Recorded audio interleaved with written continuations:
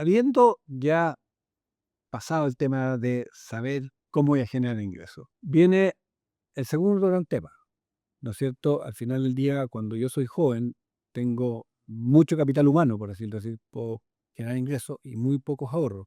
Pero a medida que va pasando la vida, tengo que ir cambiando el equilibrio entre mi capital humano y mi capital físico, si lo miramos desde el punto de vista financiero, para que llegue un minuto en que pueda vivir fundamentalmente de mi capital físico y no mi capital humano, por razones de edad, salud o lo que sea. Y por lo tanto, ahorrar es tremendamente importante. Pero aquí quiero detenerme antes de entrar al tema del ahorro. El ahorro es uno de los desafíos más importantes que tienen los seres humanos.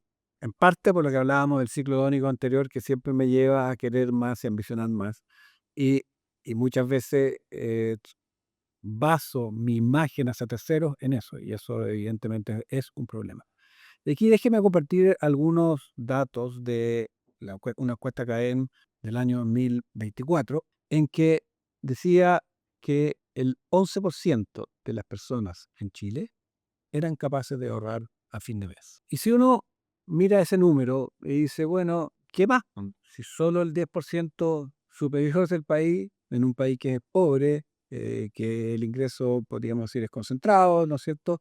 En los que escuchamos toda parte, el 10% más rico puede ahorrar y el resto tiene que sobrevivir. Lo interesante de esta encuesta es que nos desagregaba los resultados después por niveles económicos, el grupo alto, el grupo medio y el grupo bajo. Y respectivamente nos mostraba que el grupo alto, un 27% era capaz de ahorrar. O sea, del top nivel de Chile, el ingreso más alto, que en la encuesta hablaba del segundo para arriba, o sea, estamos hablando como tope 12%, más o menos uno de cada cuatro ahorra. El nivel medio 16 y los más pobres 7. Y aquí esta cosa nos dice dos temas bastante claros. Uno, que obviamente a mayores ingresos, un grupo mayor de personas es capaz de ahorrar. Eso hay una cosa, ¿no es cierto? Los más pobres, el 7% era capaz de hacerlo, de los más ricos, el 27%. Pero segundo, y creo que mucho más relevante, es que depende de la actitud personal el resultado de si soy capaz de ahorrar o no. Porque si no es inexplicable de que del grupo de mayores ingresos, solo uno de cada cuatro es capaz de ahorrar. Y sin embargo, uno de cada 15 más o menos, también de los más pobres son capaces de ahorrar. Por lo tanto, el nivel, mi capacidad de ahorrar no solo depende de ingresos, sino de una forma mucho más fundamental de cómo yo me planto en mi equilibrio entre ingreso y ahorro y mi actitud a cómo enfrento este problema. Y esta actitud del ahorro ingreso-ahorro, ¿no es cierto? Que al final del día, podríamos diciendo de otra forma, es más un tema de disciplina que de ingresos. Me hace recordar, y aquí sí voy a cambiar los nombres, a un amigo que yo conocí cuando yo trabajaba en Nueva York. Y para efecto de esta conversación, asumamos que se llama Peter. Peter trabajaba en Wall Street al igual que yo, y tenía un tremendo sueldo que evidentemente a la gran mayoría de las personas es una cosa que nunca van a llegar ni siquiera a alcanzar. Y nos juntábamos periódicamente, o sea, y obviamente trabajando los dos ahí en Wall Street, cada tarde en tarde, o mejor dicho, siempre hablábamos de finanzas, pero cada tarde en tarde llegábamos a los temas personales. Y esta persona siempre me decía que lo duro que era vivir en Nueva York. Él vivía en Manhattan, porque a pesar de tener tremendo sueldo, tremendos bonos, me decía que no podía ahorrar, es más, incluso se endeudaba un poquito en el margen, y a mí me parecía sorprendente.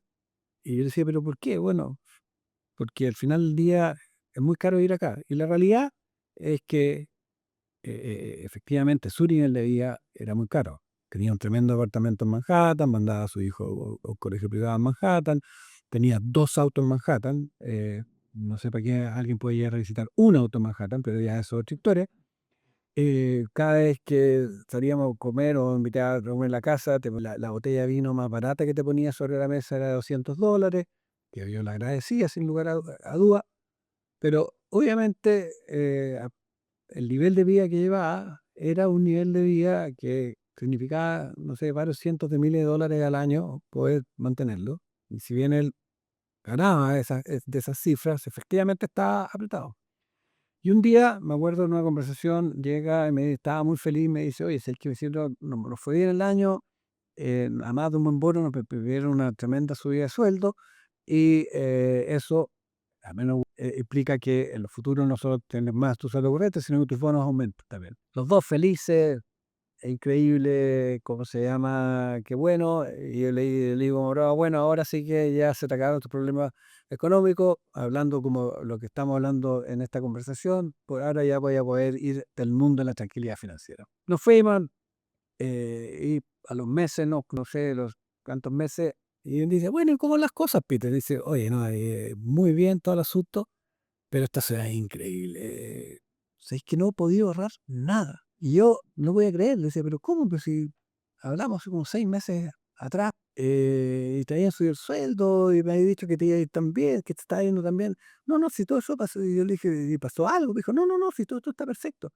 Lo que pasa es que en realidad me tuve que cambiar de casa porque la que teníamos estaba, tuve que cambiar los autos, tuve, y al final del día, la realidad es que esta persona probablemente de esa forma nunca iba a tener tranquilidad financiera, porque en el minuto que tuvo mayores ingresos, lo único que hizo es encontrar nuevas formas para gastarlos. Y, y- y el problema es que es muy fácil ajustarse arriba, pero cualquier tropiezo y todos los que hayan trabajado alguna vez en Wall Street, que dependemos o dependía cuando yo trabajaba en mucho los bonos, y mucha gente que yo veía gastaba contra el bono cuando había un año malo y te cortaban el bono, tenía que salir de las casas, los autos, etcétera, porque efectivamente tu nivel de vida no se acomodaba a lo que terminaste ganando.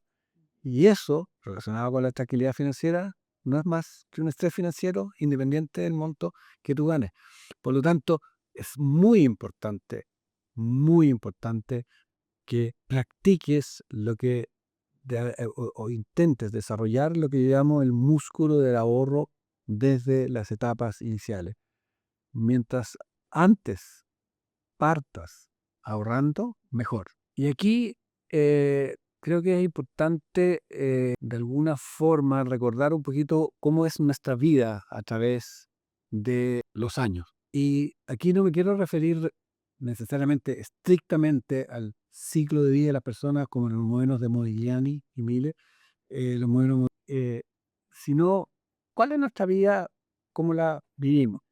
Y es que, o al menos como es, al menos en Chile, yo me pongo a trabajar, tengo mis ingresos, después quiero tener una familia, tengo hijos, tengo compromisos, después esos hijos se van, ¿no es cierto? Tengo un periodo en el cual ya sigo viviendo con ingresos altos y después jubilo. Pero miremos esto desde el punto de vista económico, sobre todo hoy en día que el matrimonio, las relaciones de pareja se han postergado. Cuando yo me casé, nos casábamos a los 22, 23 años, hoy día se casan en promedio las mujeres algo más de 30, 31, 32, los hombres más o menos del orden de 35. ¿Qué significa eso? Que en los primeros años laborales yo tengo un ingreso importante en relación a mis gastos. ¿Para qué decir aquellos que tienen la fortuna de poder seguir en los primeros años viviendo en la casa de sus padres? Y mis gastos, no tengo gastos, por decirlo así, comprometidos. Me los determino yo. Obviamente, si me quiero ir a vivir en una mansión, me comprometí un gasto, pero no tengo para qué necesariamente hacerlo. Por lo tanto, en los primeros años laborales está la oportunidad de ahorrar un porcentaje del sueldo muy relevante. Obviamente, hay gente que tiene crédito universitario y cosas así, y tendrá que acomodar esos pagos, pero cualquiera sea los temas, la gran mayoría de la gente en su primera etapa tiene pocos compromisos, por lo tanto puede hacer esfuerzos para ahorrar mayor. Que lo quiera hacer o no lo puede hacer o se justifique no hacer esas otras cosas, pero la gran mayoría es cierto, y eso es importante, como veremos después cuando hablemos un poco del interés compuesto, y eso es importante porque muchas veces nos decimos, oye, cuando yo gane más, voy a ahorrar más. Y es cierto que dicen, oye, tú tenés que endeudarte para hacer ciertas cosas en el inicio de tu vida, por ejemplo, comprarse una casa, pero si no lo necesito hacer en la primera etapa, tal vez, ¿para qué? Pero luego vienen los compromisos.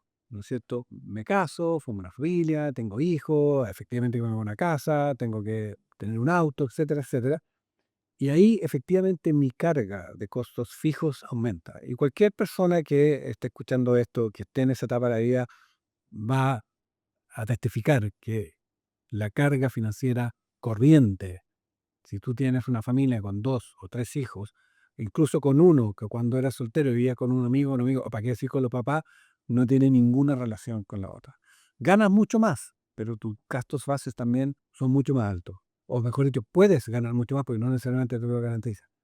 Por lo tanto, es importante aprovechar esos primeros años de ahorro, porque después viene lo que yo llamo el valle del ahorro, que es donde me cuesta mucho porque tengo unos niveles de gastos bases mucho más elevado. Y después viene un pequeño venadito de Don Juan, cuando los niños se van graduando, por decirte, cuando vas quedando tú con tu pareja solo, y efectivamente estás en un nivel de ingreso mucho mayor que lo que tenía al inicio de su vida, y tus gastos nuevamente se vienen hacia abajo, que es el otro momento en lo cual uno tiene que hacer un esfuerzo de aumentar importantemente su ahorro, porque ya se avecina la etapa de la jubilación, que es la que necesariamente antes o después vamos a tener que vivir de nuestros ingresos pasivos.